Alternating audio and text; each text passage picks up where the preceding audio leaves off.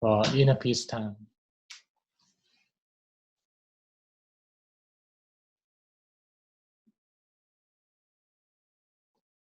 Even we are physically away, but in our spirit, in our mind, spiritually and mentally, we can be together closer than before, that we will support each other in this challenging time, and we will overcome this together with inner peace, with wisdom. So gently close your eye, relax your body, and feel at ease. Feel easy and simple.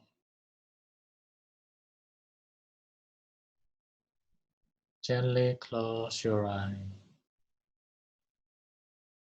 Then take a deep breath in and out. In and out. Slowly and gently. Every time that you breathe in the feelings of peace, joy, and happiness. In and out. In and out. Slowly and gently. Breathe in peace, calmness, gentleness, and breathe out concern, anything that bother you. Breathe it out on. In and out. In and out. And feel relief. Feel relaxed. Be in a present moment. Be together with our inner peace friend.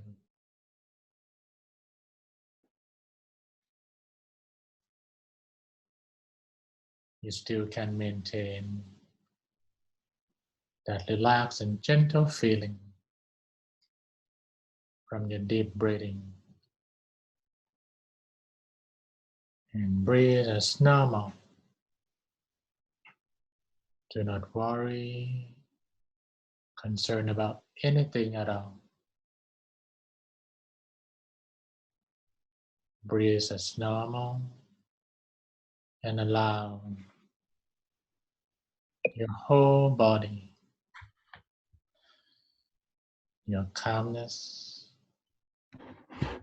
your gentleness from your deep breathing flowing like when you take a shower. When you take a shower in the morning,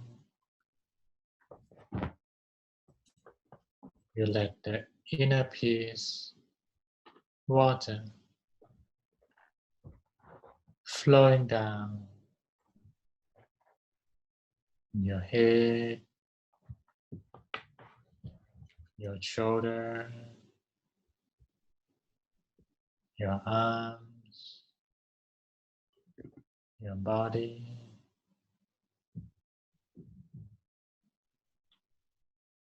down to your buttock,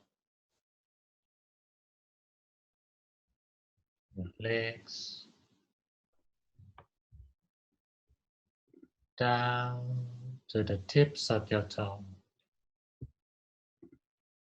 Slowly and gently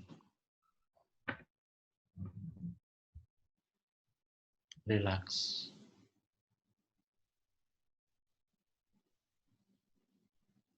Release every single cell, every single part in your body. Relax.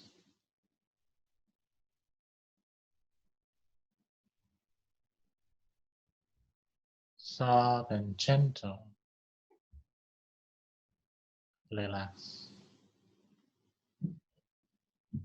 Till you feel your whole body light and gentle, like a crystallized body, transparent body that the air can pass through. Let it stay calm, light and gentle.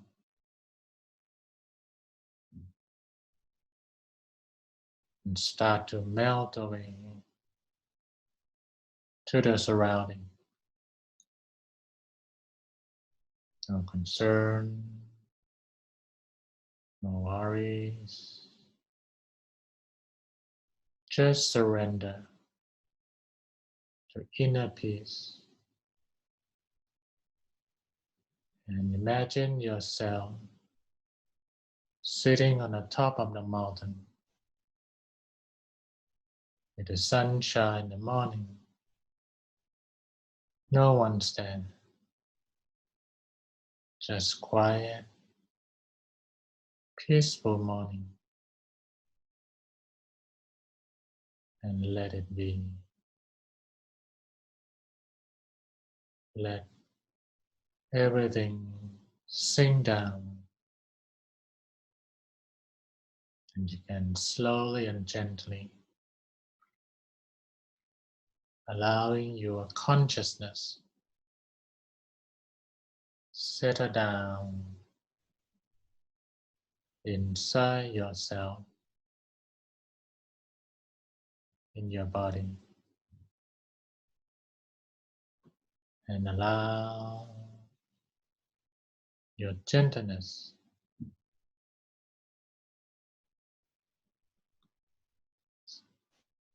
to settle down at your center of the body, around the middle part in your stomach. Gently touch and expand. Expand to the nature. Very calm. Very gentle.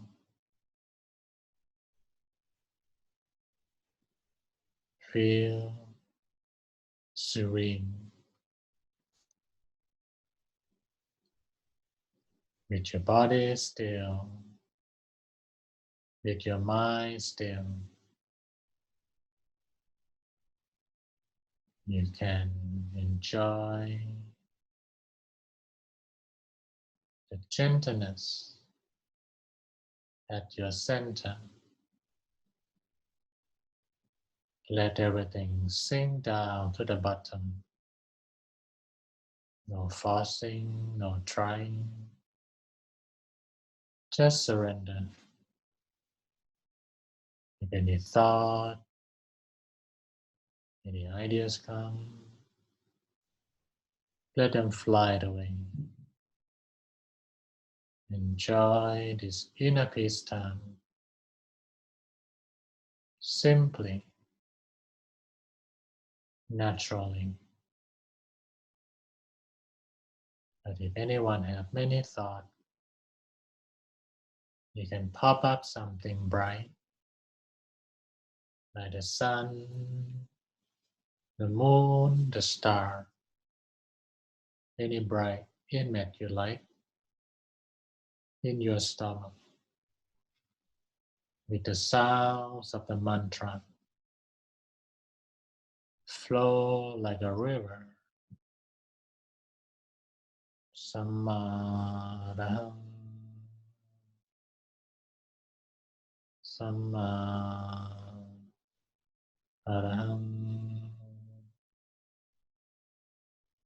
Sammadaham.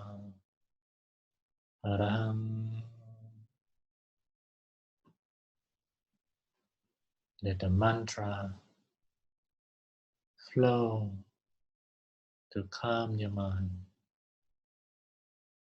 to gentle touch your center.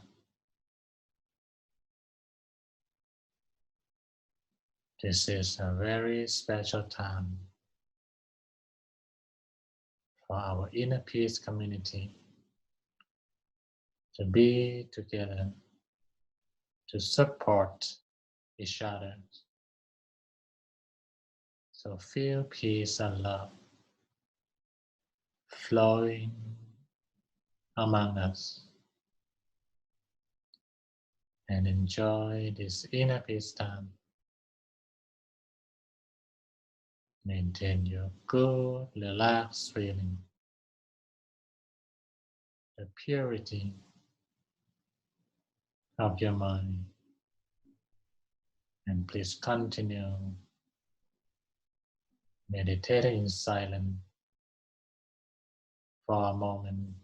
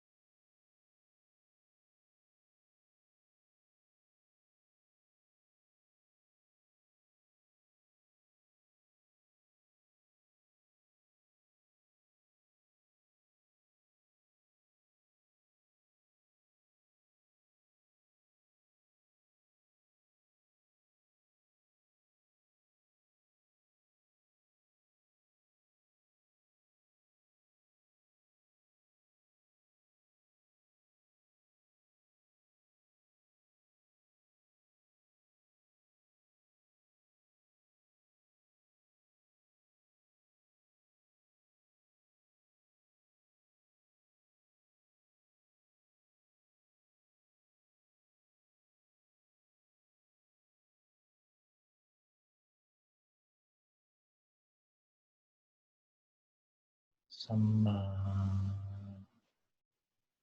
Arahang Samma Arahang Samma Arahang. You still remain calm,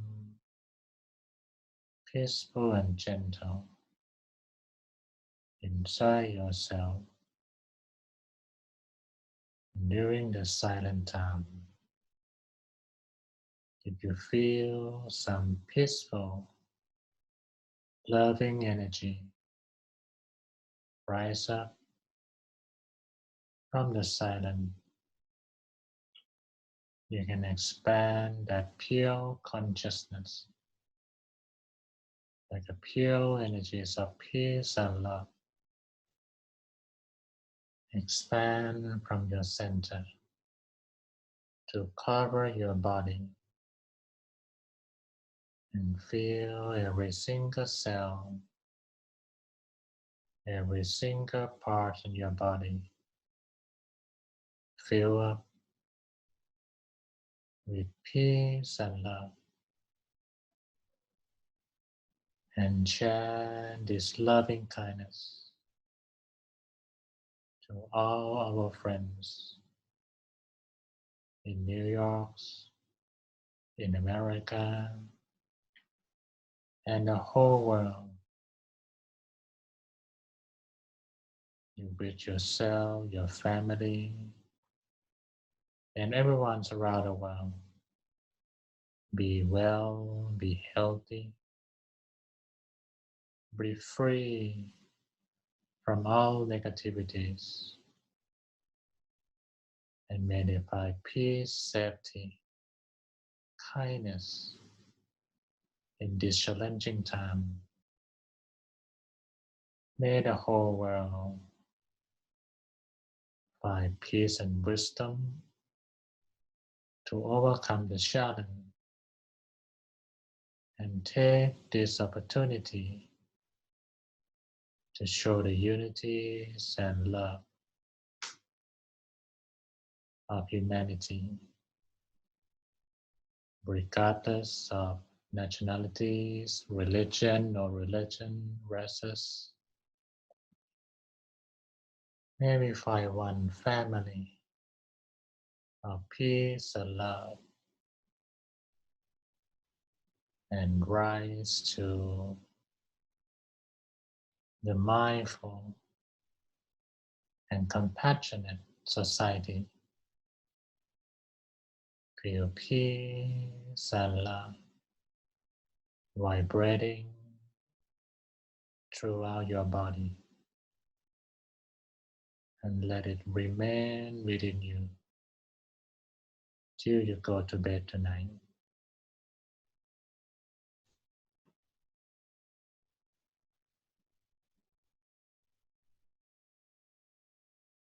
Sapputthānuභāvēna Sappha Dhammānuභāvēna Sappha Saṅghānuභāvēna Sattha Soti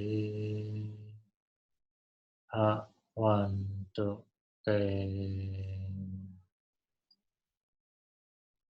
You can slowly and gently open your eyes.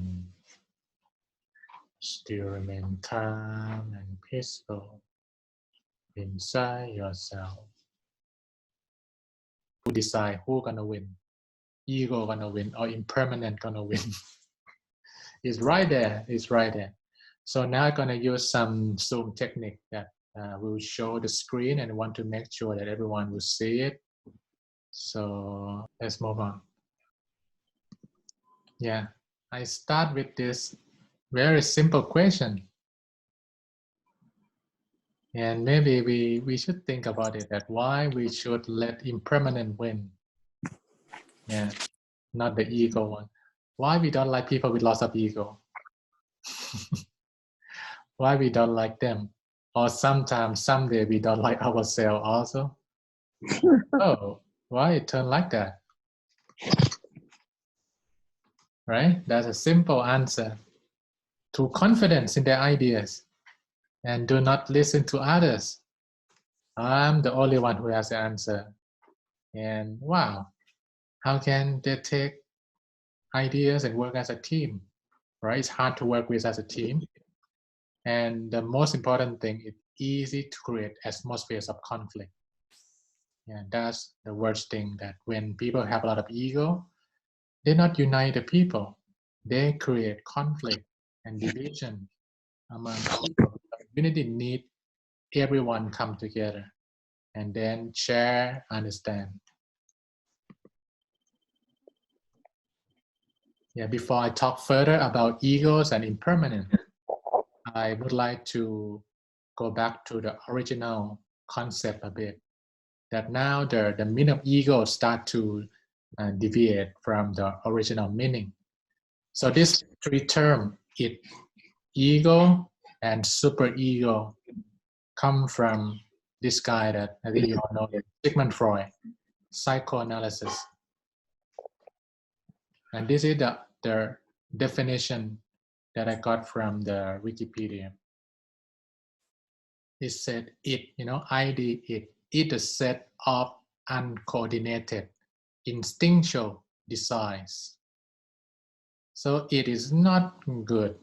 It's uncoordinated, not in a good control. And then number two, superego. Yeah, play the critical and moralizing role.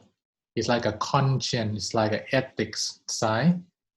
And then ego is the organized, realistic agent that mediate between the instinctual desires of the id and the critical superego.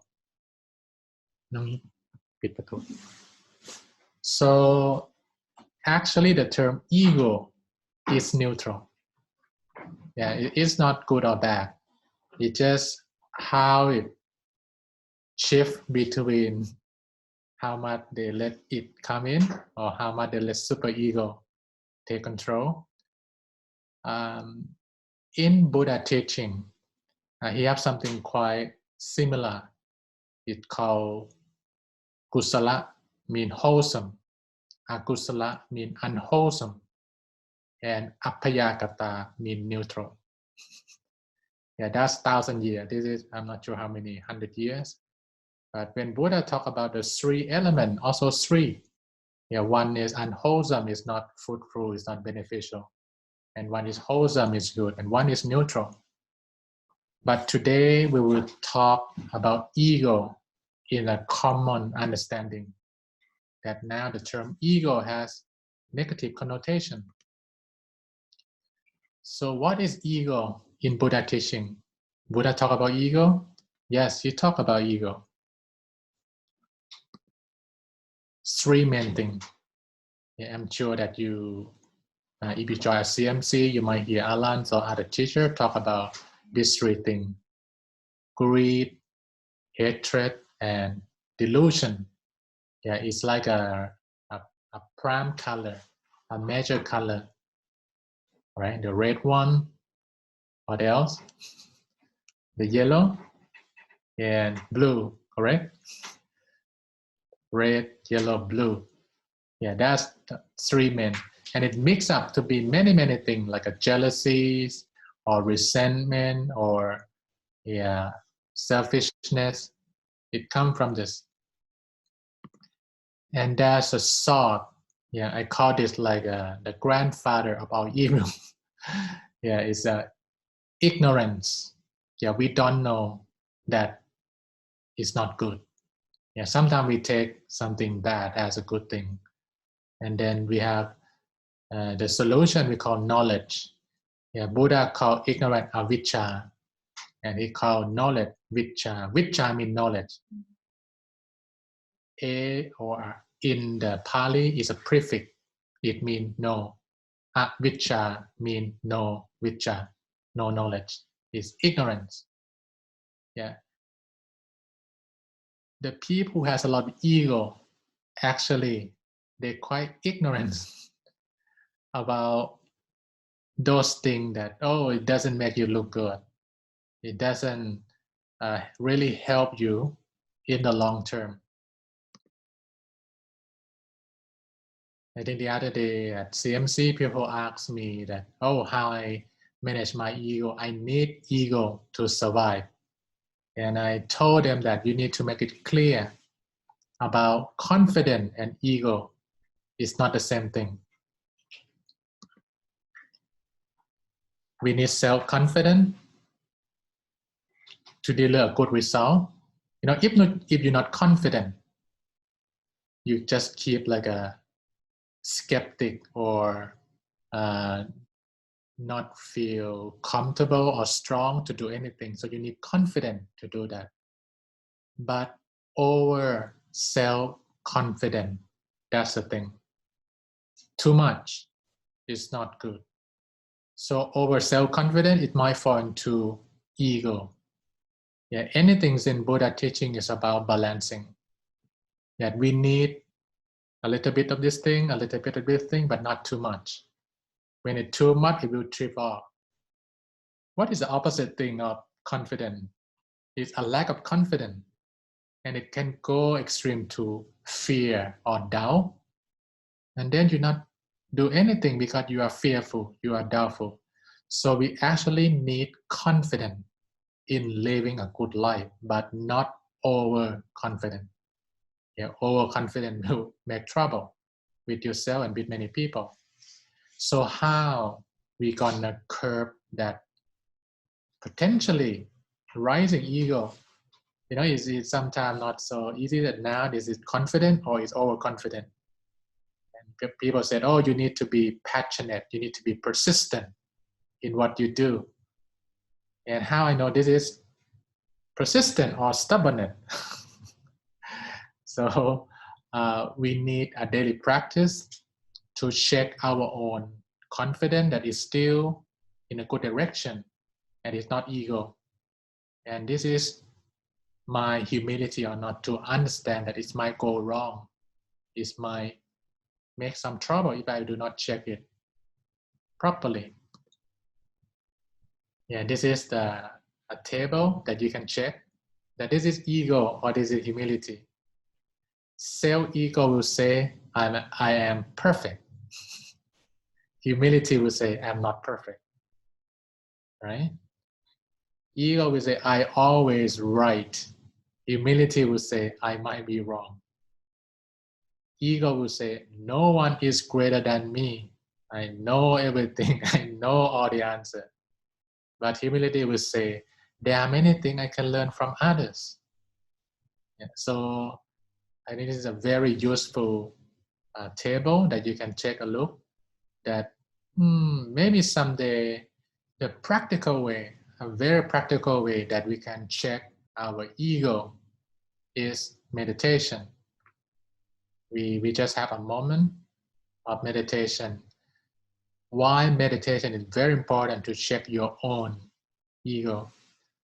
Because during the day, when you live your life, you open your eye, you see everyone.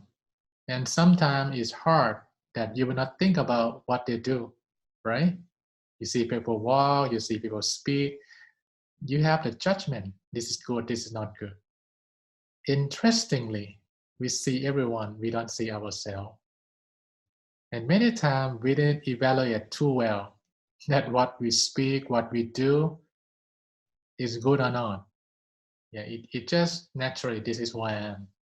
So when you meditate, is really the only time you really see yourself. Yeah, you might have some conflict idea. Oh, I see myself in the mirror. My teacher said, no, it's not. Left become right, light become left in the mirror. It's not exactly you.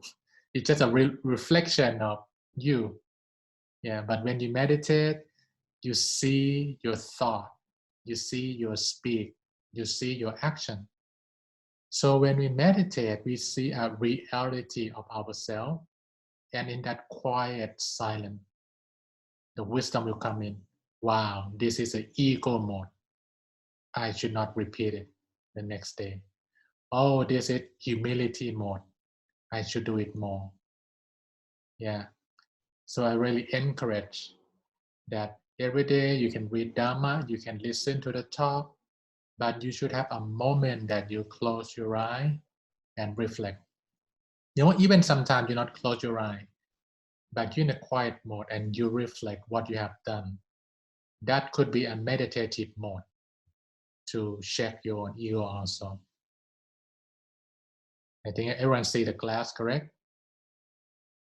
Oh, I'm so happy now. Now we're on the same page. Okay. So now I'm gonna talk more about impermanence. That we see quite clearly that ego is not good, and we should practice to overcome it. But the medicine I consider it like an antidote to ego is the understanding of impermanence. Impermanence is one of the factors in the three we call the three universal characteristics. Yeah, in Pali they have a term anicca, dukkha, anatta. That all things in the world, no matter who they are the president of the country, they are the leaders of the nation, or they are CEO, or they're just a regular customer or people on the street. Everyone were guided or were affected by these three things: impermanent, sufferings, and non-self. What is that? Impermanent means it's not permanent. Things keep changing. It's not fixed. And it's really against our happy mode, right? When happy time comes, you want it to last. And when unhappy time comes, you want it to go away. It's actually happiness not stay that long, and happiness also. But if we not allow it to flow as it should be, then it stay longer. Yeah, you might heard that pain is inevitable, suffering is optional, or suffering is a choice. So number one is quite related, that things keep changing, and number two, it leads to suffering. What is that? In life, there are many good things happen, yeah, for sure. But Buddha, he point out that if we're not careful, we will get the suffering that hidden little by little in every aspect of life. For example, you stand too long and you feel like, wow, standing is suffering because it's not good, you know, and then you sit down on the chair and you feel like, wow, sitting in the chair is good. You sit in the chair too long, you start to feel not good. You want to stand again. So it's about balancing. Or even you think that, oh, lying down is very relaxed, very comfortable. You lie down too long, you want to get up because your body not feel good.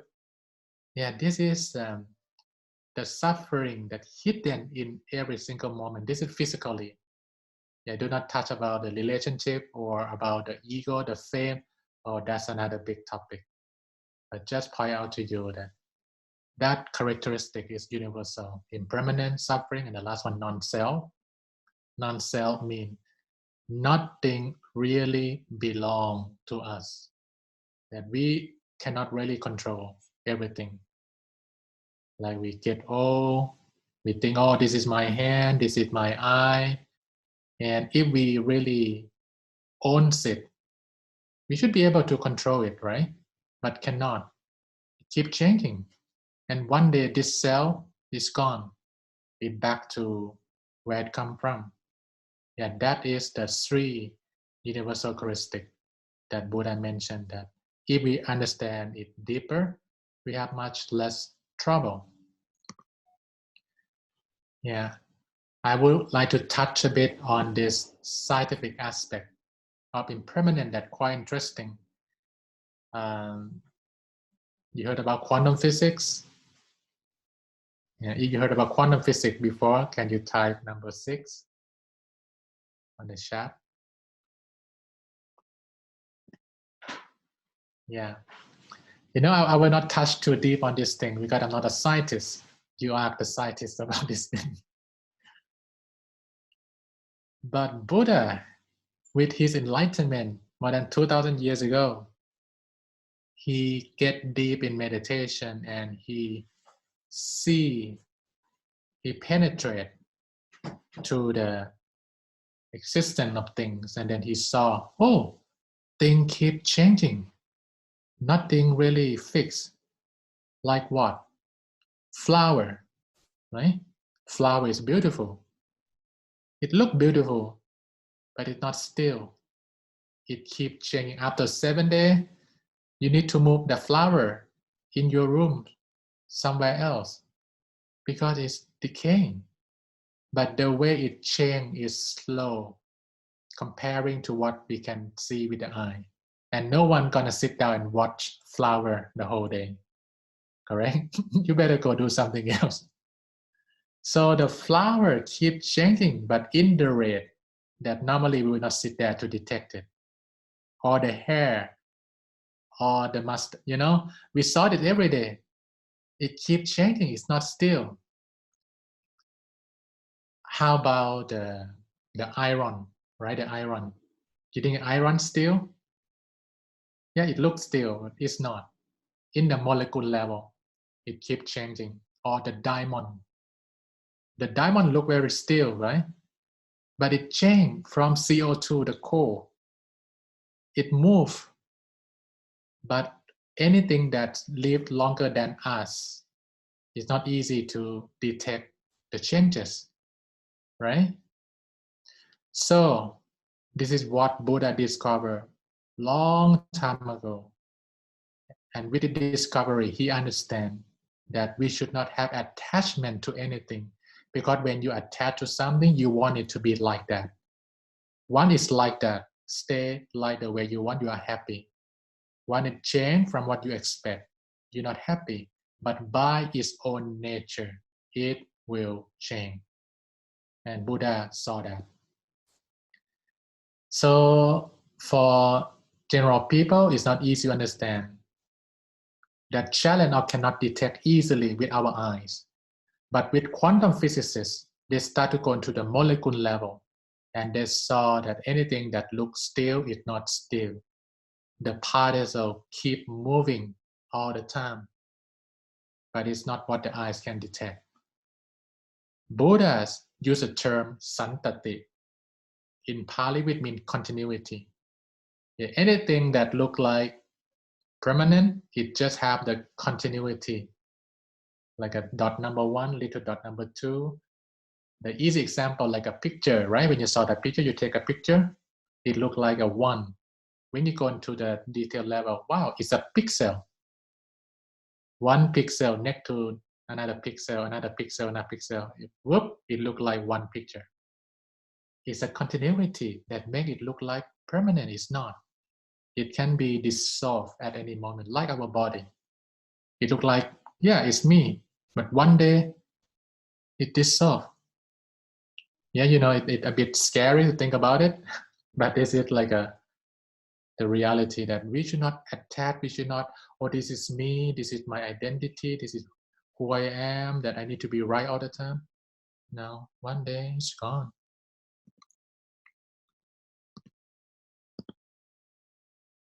So I was asked many times by my student, wow, Venerable, is this very eye-opening to think about it.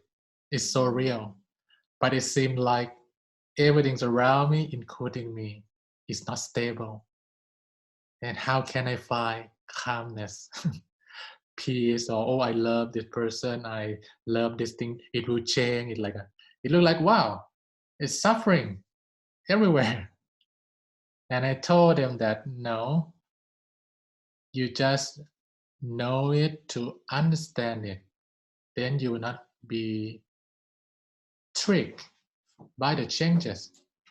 So if all things are impermanent, that I have that on slide, my success and happiness will also be impermanent. Wow, my success and happiness will change. So how can I really find joy and true happiness in living my life? That's my big question. Once we understand the truth, how we can make friends with my own life. with what I like to do, what I love, that will tend to change. We tend to be in trouble. Yeah, I have two simple suggestions that from what Buddha teach and my own observation and practice. 2 steps to joy and true happiness. 2 steps. You can touch short-term happiness, but do not hold on. Right? We talk about flower. Yeah, when it's not look beautiful, you change it. Or even success. That, oh, now I'm number 1 in my business. I'm number 1 in my area. But do not hold on, because it might change. The richest companies in the world 100 years ago is not around now. And even Apple, even Amazon, I'm not sure it's gonna last forever, right? So touch short-term happiness, but do not hold on, and balance it on things. Do the best and let go. If it stay by its own condition, and you do the best to make a good condition. But if it change, because it might change, accept it. Do not hold on. And I said, nothing fails like success. It means once you are successful and you hold on, that success will prepare you for the failure. Because there's a new challenge, and you're too blinded by success. You attach to, oh, I'm number one. You think too much about being number 1. Then someone already rising up to be the next number 1, right? So touch short-term happiness and keep striving for long-term true happiness, rising from goodness. What is long-term happiness? When you can make your thought, your speech, your action good and pure, and you feel good about it. Yeah, that's a long-term happiness. It doesn't rely on anyone say that it's good or bad, or anyone appreciate it or not. It's not. It's about So Buddha talk about 3 things: avoid bad, do good, and purify the mind. Okay, according to the time, I will jump a bit and we keep some time for Q&A. This is ancient. Buddha said, goodness is the name of happiness and success. Do good, speak good, think good. Happiness and success is on the way. This is work directly with your brain, with your consciousness, because when you think, you speak, you act in a wholesome, good way, the energy that connects to your brain is good. But once you let your happiness success depend on physical thing, depend on people will like it or not. Yeah, you not let that easy. You not let it simple that, yeah, I'm doing good, I feel good. You let someone make you happy or unhappy. Yeah. And Buddha talk about 3 things, that it's like a water of life, that we should take more and more to feel fresh and good. Giving is do good. Self-discipline, avoid bad, like do no harm to anyone. And then meditation is purify the mind. Yeah. It is actually 2 Dhamma, but I'll connect as one. That this is the mode. People, oh, what do good? Let's do good. Yeah, giving, helping people in this coronavirus time. Support each other if anything we can do, right? I just saw on the news, which is I'm happy about it, that the Zoom video owner, the CEO, he announced that he will let the school use the Zoom video for free.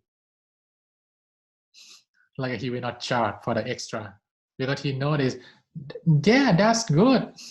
This is what the leader should do. That should, oh, this is a time gonna get super rich. No, he will get the money, but he will not feel good. Finally, in his mind, he know that this is inhumane to do it. So I think that's nice, giving. And then self-discipline.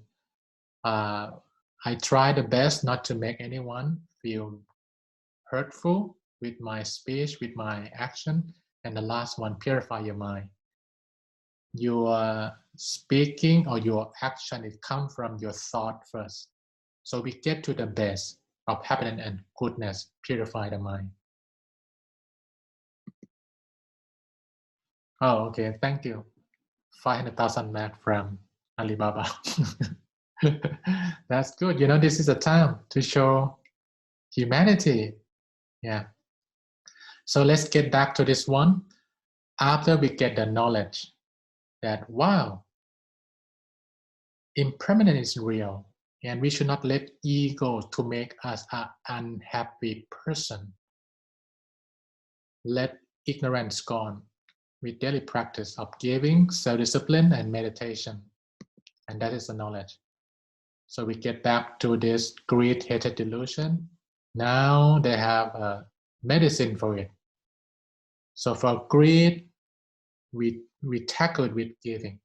With hatred, we tackle them with self-discipline, and with delusion, we tackle them with meditation. So I would like to summarize how we can make this battle about egos and impermanence to settle, and we let Dharma, without the knowledge, win. We need to practice it. We put the Dharma into real action, and then we have a good energy. 3 basic things. Every morning before you have breakfast, give first and then eat. Here you can have some little box, put some money, or you can take care of someone in your family. Prepare the rice, prepare food, give first and then eat. Because while you are eating, there might be someone who are so hungry and they don't have anything to eat. So put some money in the box, and once a month, any charity you feel good to support, do it. Right? So that's giving, and that the greed will be in check, in control. The second one, before you go to work, these are the daily cycle. Breakfast, give. Go to work. Before you go out to work, set your intention. Today, I will do no harm to anyone with my thought, with my speech, with my action. And then, wow, I'm feeling good. I will be a good element in my company. I'll be a good element in my school, in my restaurant, or anywhere. And then step out to work. And the last one, before you go to bed, meditate first, purify your mind, and pure mind, happy mind, shower, and go to sleep. That's it. Giving every day, doing good, do no harm, self-discipline, not do bad, and purify the mind. And you will know that ego cannot win. Impermanent, goodness, Dharma, wisdom must win. And that will pave your way to happiness and success. That's what Buddha said. Goodness is the name of happiness and success. Okay, I think that's all the knowledge we'd like to share today with our first Zoom session.